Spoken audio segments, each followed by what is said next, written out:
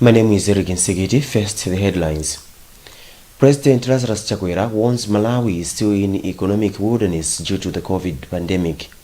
Malawi Defense Force Commander General Vincent Nundwe receives the Africa Peace and Security Leader of the Year award. In international news, one girl, Leah Sharibu, remains in captivity 3 years after Boko Haram militants abducted 110 girls from a school in Dapchi, Nigeria. We have these plus many other stories. Please do stay with us.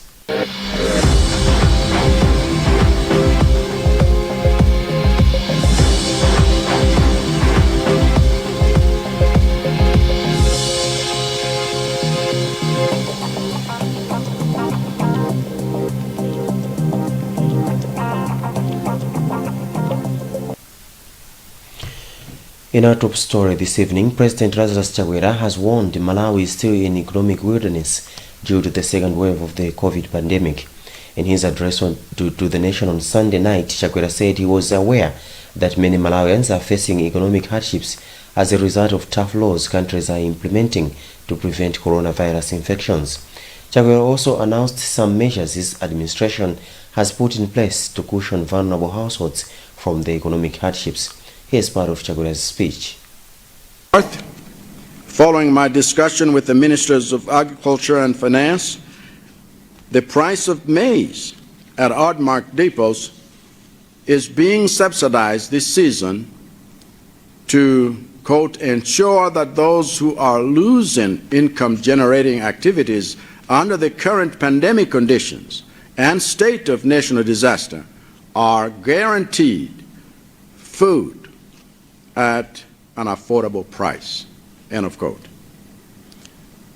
Second, through the Ministry of Economic Planning and Development, which is led by the Vice President, Right Honorable Dr. Saulos Chilima, we extended the social cash transfer program to vulnerable households in peri-urban areas.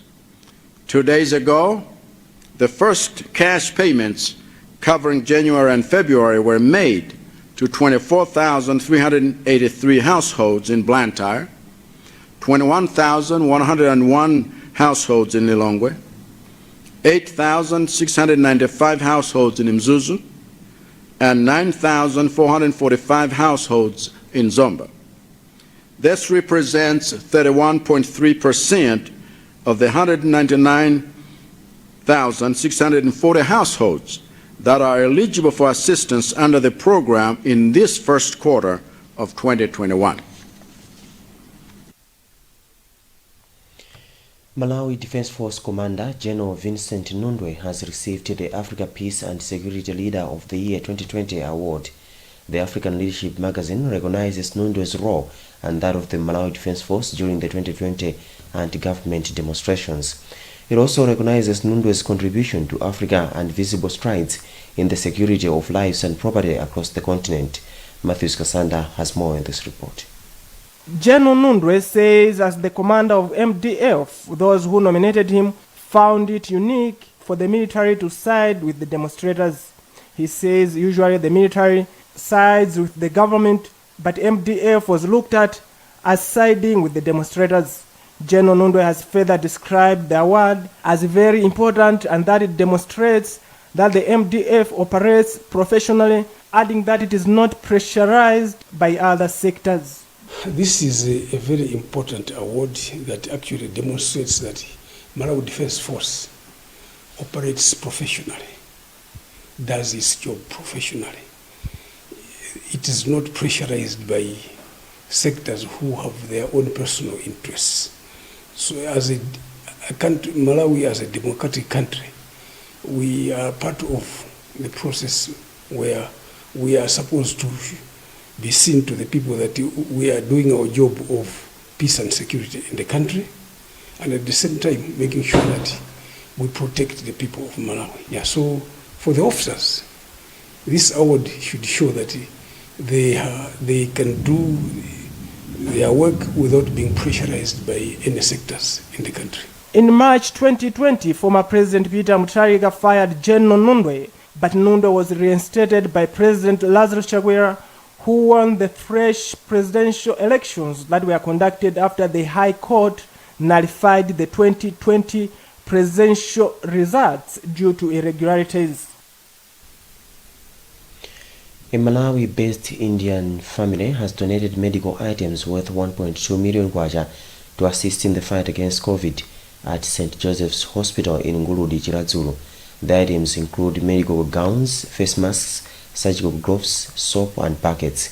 Dilipi Kadiwa is a member of the family and speaks to our reporter Gary Samati. We Amen Kadiwa family of Malawi and Graham Lee family from United Kingdom decided that we should donate towards COVID-19 pandemic in Malawi. That's the reason we are here to donate PEP and medical items to St. Joseph Hospital. We applaud efforts made by the frontline health workers in the country to fight the pandemic. And a staff member at the facility, John Wanda, said the facility is facing a number of challenges as it strives to provide quality services. Resource is one of the main challenges that we face. It starts with, of course, with the human resource, but of particular interest today was other supplies, non-human supplies, such as what we have seen today. For us to see a COVID patient, we need these kind of items. And at the same time, these kind of items, they bring us closer to our patient. You know, psychologically, if you are close to a patient, sometimes that is a healing by itself. Yeah, so that's why we're saying today we're very happy to have these kind of donations. In a related development, Calvary Family Church has donated 50 oxygen cylinders worth over 2 million kwacha to Queen Elizabeth Central Hospital. Founder Apostle Madalitumbewe said the church also has been affected by the pandemic, hence the donation. Jameson Jauruga reports. Apostle Mbewe says it is the responsibility of the church to help government to fight in COVID-19 pandemic. The apostle said the church believes in being relevant to the society, and this is one way of being relevant in this time. He notes that COVID-19 cases appear to be dropping, but challenged everyone to stick to the pandemic's prevention measures if the gains which have been made are to be sustained. Have our members affected, infected, all their relatives. And there is no way we can not become relevant by helping, reaching out to help. The Bible tells us that we who have got the power to do good, we must do good to those that need good. And so because of that motivation, our members sat down and they decided during our time of prayer that we should come out and provide 50 oxygen cylinders which will help the hospital. Queen Elizabeth Central Hospital Director Samson Indolo hailed the church for the support, saying oxygen will always be needed at the facility. We don't take this for granted. As I was saying in my remarks, the second wave has been many times bigger than the first one, but we are able to stand because we have not been left alone. We have received a lot of support from local Malawians, and that's what gives me hope, because previously we have always looked upon, Europe, America, etc. for help, but now it is us Malawians helping Malawians, and that is great. Ndolo further said the war on COVID-19 is being won, with admissions at the hospital dropping from over 100 at some point to around 20. Police are investigating the alleged kidnapping of a Shayona Cement Company official and Minister of Civic Education Timothy Ntambo's driver. National Police spokesperson James Kadadzera says the police have also instituted investigations into the break-in at Vice President Saulos Chilima's office at Capitol Hill in Lilongwe. We have the details in this report. Kadadzela says in the past weeks, Lilongwe City and its surrounding townships have been experiencing an increase in reported criminal cases. He says the cases include breaking into buildings, burglary, and theft. Kadadzela has, however, indicated that proactive and reactive interventions have resulted into the arrest of 11 suspected criminals in Kawale, Kanengo and Area 24, recovering various stolen items in the process. Meanwhile, he says police officers are conducting foot patrols in the townships and that intelligence collection by criminal investigation department officers has also been strengthened. So we are coming here to tell Malawians that the situation is under control. It's under control because for the past few days we have arrested over 11 criminals, and we believe that these were behind the spate of robberies in these townships. As far as the issue of breaking into the office of the Vice President is concerned, and the issue of the alleged kidnap of the driver, as well as an official, one of the managers that Shariona meant, these cases are being investigated professionally so that we have breakthroughs. Ntambo's driver was allegedly kidnapped on Wednesday night, but was found on the same night with his arms and legs tied. Blantyre Synod of the CCAP says it's impressed with the fast growth of its men's ministry. Director of Evangelism, Hudson Kaseko, made the remarks when members of the men's ministry at Chilimba CCAP received certificates after undergoing training. Isaac Salima reports. Most churches in Blantyre Synod seem to now embrace the men's ministry, which started almost a decade ago. Speaking when he presided over the event at Chilimba CCAP, Kaseko said, men being head of families, it is always pleasing when they grow spiritually. Yes, indeed.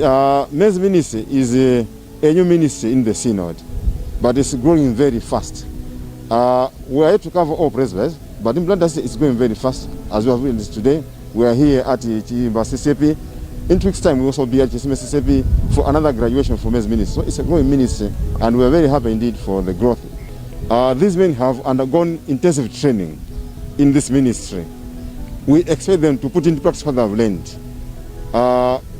We expect them to be leaders of worship in their families and their communities. McDonald Jafala, chairperson of Chilimba CCAP men's ministry, said he expects the church to now have more Christians who are ready to serve the Lord.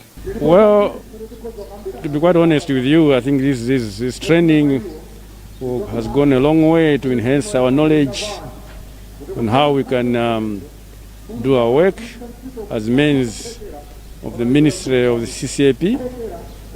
We have learned a lot. Despite that, we were already on the ground from 2014, but there's a lot that we have learned from this training. Chilimba CCAP men's ministry has almost 44 members. In other news, 36-year-old Francis Bereganyama has beaten 11 other contestants to match Malawi Congress Party candidate in the forthcoming Lilongwe South parliamentary by-election. Francis is son to the late local government minister Lingson Bereganyama. He amassed 385 votes and will represent the party in the by-election slated for 30 March 2021. Matthews Kasanda has the story. Bereganyama amassed 385 votes, with his closest contender Jones Yamiganishadza getting 108 votes. Speaking after his victory, Bereganyama said it is his wish to continue implementing development projects. I've come to tell all the people from Sinja South constituency that I've come to give them what they fought for. I've come to develop this constituency because my dad used to say, you know what, being power is very sweet. So I want to show them the sweetness of being in power. I'll bring every development they want and I'll be with them because I'll take this position to the people. So this win is for Honorable Lingson Bereganyama. Lilongwe Sinja South constituency became vacant following the death of Lingson Bereganyama on 12 January this year, who was also the Minister of Local Government.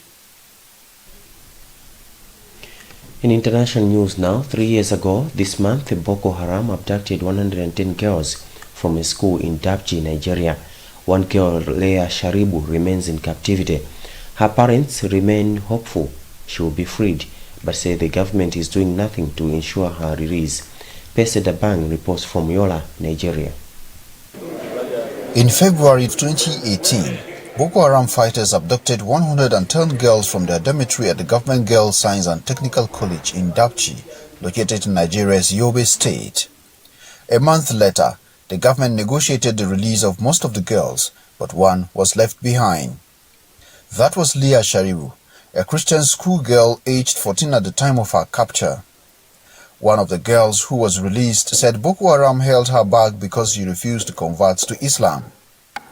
Leah's mother says they are still counting on the promises made by government of President Muhammadu Buhari regarding her release. Out of